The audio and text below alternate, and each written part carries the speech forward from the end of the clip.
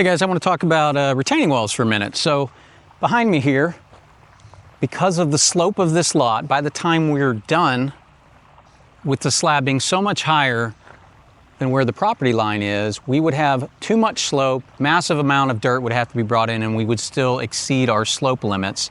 So what you have to do in those cases is a retaining wall. That's why you see retaining walls. It's to deal with more slope than you can reasonably grade and slope off. Imagine being on your tractor and it's too sloped and the thing rolls over. So in that case, we are doing a retaining wall. In this case, it's a 3-foot retaining wall, pretty small. It's under what we need to, requirements for engineering and all that. Is a sandstone called a Lueders sandstone retaining wall. So I'll walk out here in the sun. I'm sure my face is looking good by now. It's not even noon and I think it's 100 degrees already. So here we go. This is a random sandstone wall. And I'll turn the camera around and show you this. This is a pretty typical type of stone to use in a retaining wall.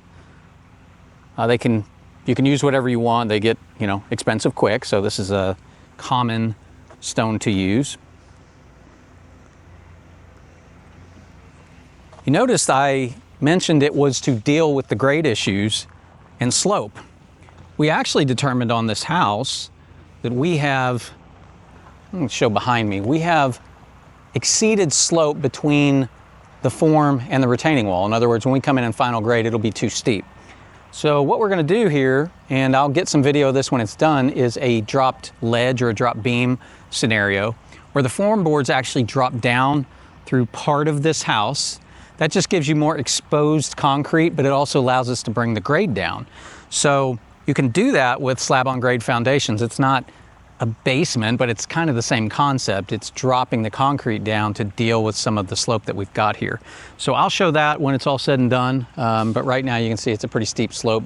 This garage angles out, so as it gets close to the retaining wall, it's gotten a little too steep there of a grade. So we will do a drop brick ledge, and I'll show you that when it's all done.